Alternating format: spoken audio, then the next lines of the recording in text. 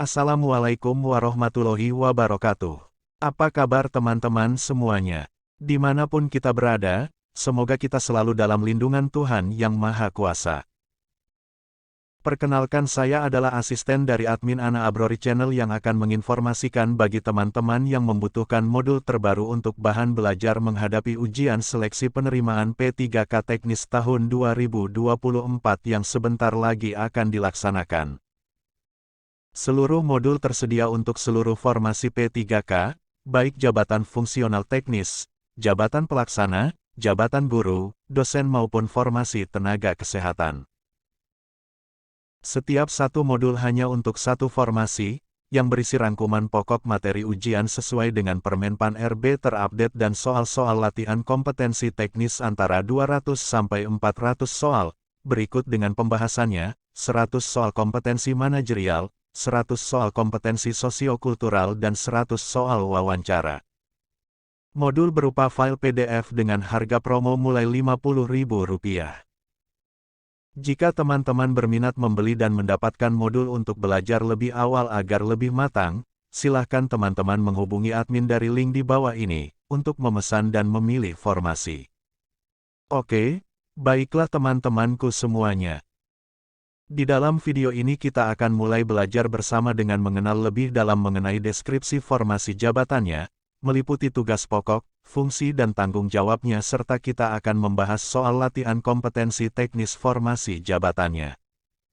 Untuk itu mari kita awali belajar kita dengan berdoa menurut keyakinan kita masing-masing. Kita mulai dengan yang pertama, penyuluh agama Islam ahli pertama. Berikut adalah penjelasan mengenai penyuluh agama Islam ahli pertama berdasarkan peraturan pemerintah dan undang-undang di Indonesia. 1. Penyuluh agama Islam ahli pertama.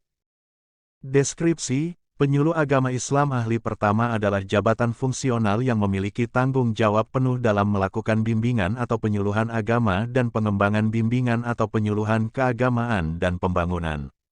Mereka bertugas untuk menyebarkan informasi, memberikan konseling, dan memfasilitasi kelompok masyarakat sasaran agar memahami dan melaksanakan ajaran agama dengan benar serta berpartisipasi aktif dalam pembangunan.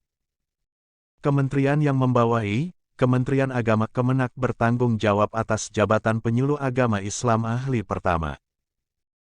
Contoh, seorang penyuluh agama Islam ahli pertama di Kemenak dapat memberikan bimbingan kepada masyarakat tentang praktik ibadah, etika, dan nilai-nilai agama. 2. Tanggung jawab penyuluh agama Islam ahli pertama. Menyusun rencana kerja bimbingan atau penyuluhan. Melakukan bimbingan atau penyuluhan melalui tatap muka dengan kelompok sasaran. Memberikan konseling atau informasi terkait agama dan pembangunan. Memantau dan mengevaluasi hasil pelaksanaan bimbingan atau penyuluhan. Mengembangkan model atau metode program kegiatan bimbingan atau penyuluhan. 3. Peraturan pemerintah dan undang-undang yang mengaturnya. Jabatan penyuluh agama Islam ahli pertama diatur oleh Peraturan Menteri PAN RB Nomor 9 Tahun 2021. Undang-undang terkait keagamaan dan pendidikan juga mempengaruhi tugas dan tanggung jawab penyuluh agama. 4. Tupoksi, tugas pokok dan fungsi. Tugas pokok, melakukan bimbingan atau penyuluhan agama dan pengembangan bimbingan atau penyuluhan keagamaan dan pembangunan. Contoh tupoksi, menyusun materi bimbingan tentang zakat dan mengadakan penyuluhan di masjid setempat. 5. Fungsi penyuluh agama Islam ahli pertama. Memberikan informasi dan konseling agama kepada masyarakat. Mendorong partisipasi aktif dalam pembangunan berbasis nilai-nilai agama. 6. Standard Operating Procedure (SOP). SOP penyuluh agama Islam ahli pertama mencakup langkah-langkah dalam melakukan bimbingan atau penyuluhan, termasuk persiapan, pelaksanaan, dan evaluasi. Contoh, sebelum memberikan ceramah di masjid, seorang penyuluh agama harus mempersiapkan materi, berkomunikasi dengan jemaah, dan memastikan pesan disampaikan dengan baik. 7. Uraian tugas. Tugas utama, memberikan bimbingan atau penyuluhan agama. Contoh, seorang penyuluh agama ahli pertama memberikan ceramah tentang pentingnya toleransi antarumat beragama di sebuah desa. Soal pilihan ganda dengan kualitas HOTS untuk seleksi penyuluh agama Islam ahli pertama. 1. Mana di antara tugas berikut yang merupakan tugas utama seorang penyuluh agama Islam ahli pertama? A. Melaksanakan pembinaan keagamaan di masyarakat. B. Menyelenggarakan ibadah secara rutin. C. Menyebarkan ajaran agama Islam. D. Mengurus administrasi keagamaan. E. Menjadi imam di masjid setempat. Jawaban A. Melaksanakan pembinaan keagamaan di masyarakat. Pembahasan, seorang penyuluh agama Islam ahli pertama memiliki tugas utama untuk melaksanakan pembinaan keagamaan di masyarakat dengan memberikan pemahaman agama Islam yang benar dan mengedukasi masyarakat tentang ajaran-ajaran Islam. Pilihan jawaban B, C, D, dan E tidak relevan dengan tugas utama seorang penyuluh agama Islam ahli pertama. 2. Kegiatan apakah yang termasuk dalam upaya pemantapan keimanan dan ketakwaan di masyarakat? A. Melakukan kegiatan pengajian rutin. B. Mengatur jadwal ibadah harian. C. Menyebarkan bantuan sosial kepada masyarakat. D. Mengikuti seminar keagamaan.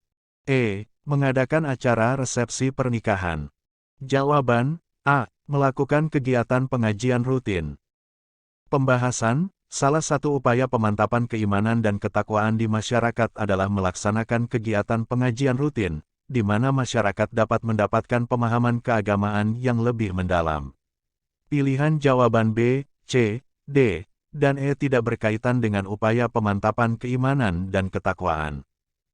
3. Penyuluh agama Islam ahli pertama perlu memiliki kemampuan komunikasi yang baik untuk A. Menyebarkan ajaran agama Islam. B. Mengatur kegiatan keagamaan. C. Melakukan tafsir Al-Quran. D. Menyusun laporan kegiatan. E. Melakukan perundingan dengan tokoh masyarakat. Jawaban E. Melakukan perundingan dengan tokoh masyarakat. Pembahasan, kemampuan komunikasi yang baik diperlukan oleh seorang penyuluh agama Islam ahli pertama untuk dapat melakukan perundingan dengan tokoh masyarakat dalam rangka memfasilitasi kegiatan keagamaan dan memperoleh dukungan dari masyarakat. Pilihan jawaban A, B, C, dan D tidak relevan dengan kemampuan komunikasi yang dibutuhkan oleh seorang penyuluh agama Islam ahli pertama. 4. Salah satu tantangan yang mungkin dihadapi oleh seorang penyuluh agama Islam ahli pertama dalam melaksanakan tugasnya adalah A. Kurangnya pengetahuan agama. B. Minimnya dana untuk kegiatan keagamaan. C. Kurangnya waktu untuk beribadah. D. Tidak adanya dukungan dari masyarakat. E. Kesulitan dalam menyebarkan ajaran agama. Jawaban D. Tidak adanya dukungan dari masyarakat. Pembahasan, salah satu tantangan yang mungkin dihadapi oleh seorang penyuluh agama Islam ahli pertama adalah tidak adanya dukungan dari masyarakat dalam melaksanakan kegiatan keagamaan. Tanpa dukungan dari masyarakat, penyuluh agama Islam akan kesulitan dalam menjalankan tugasnya dengan efektif. Pilihan jawaban A, B, C, dan E tidak relevan dengan tantangan yang mungkin dihadapi oleh seorang penyuluh agama Islam ahli pertama. 5. Berikut ini yang termasuk dalam sumber hukum Islam adalah A. Ijma. B. Hadits. C. Surah. D. Sunnah. E. Iftar. Jawaban A. Ijma. Pembahasan, ijma merupakan salah satu sumber hukum Islam yang berarti kesepakatan umat dalam memahami ajaran agama. Sementara pilihan jawaban B, C, D, dan E adalah bagian dari sumber hukum Islam lainnya. 6. Tugas seorang penyuluh agama Islam ahli pertama dalam menjalankan dakwah di masyarakat adalah A. Menyebarkan informasi penting. B. Menjaga keamanan lingkungan. C. Mendorong terwujudnya ketertiban sosial. D. Memaksa masyarakat mematuhi ajaran agama. E. Membuat aturan-aturan keagamaan. Jawaban C. Mendorong terwujudnya ketertiban sosial. Pembahasan, seorang penyuluh agama Islam ahli pertama memiliki tugas untuk mendorong terwujudnya ketertiban sosial dengan memberikan pemahaman agama Islam yang benar dan memberikan contoh perilaku yang baik kepada masyarakat. Pilihan jawaban A, B, D, dan E tidak relevan dengan tugas seorang penyuluh agama Islam ahli pertama. 7. Agar dapat menjadi seorang penyuluh agama Islam ahli pertama, seseorang perlu memiliki pengetahuan agama yang A. Sangat luas dan mendalam. B. Sedikit dan dangkal. C. Standar sesuai kebutuhan. D. Terfokus pada ajaran pokok. E. Tidak terlalu penting. Jawaban A. Sangat luas dan mendalam. Pembahasan, seorang penyuluh agama Islam ahli pertama perlu memiliki pengetahuan agama yang sangat luas dan mendalam untuk dapat memahami semua aspek dari ajaran agama Islam serta menjawab pertanyaan dan keraguan masyarakat dengan baik. Pilihan jawaban B, C, D, dan E tidak relevan dengan pengetahuan agama yang diperlukan oleh seorang penyuluh agama Islam ahli pertama. 8. Salah satu fungsi dari lembaga pendidikan agama Islam adalah A. Menghasilkan lulusan yang cerdas. B. Menjauhkan masyarakat dari agama lain. C. Memberikan pemahaman agama yang benar. D. Menciptakan suasana keagamaan yang ketat. E. Mengajarkan ajaran-ajaran agama secara formal. Jawaban C. Memberikan pemahaman agama yang benar. Pembahasan, salah satu fungsi dari lembaga pendidikan agama Islam adalah untuk memberikan pemahaman agama yang benar kepada masyarakat agar mereka dapat memahami ajaran agama Islam dengan baik. Pilihan jawaban A, B, D, dan E tidak relevan dengan fungsi dari lembaga pendidikan agama Islam. 9. Dalam melakukan pendekatan dakwah kepada masyarakat, seorang penyuluh agama Islam ahli pertama perlu memperhatikan A. Perbedaan agama di masyarakat. B.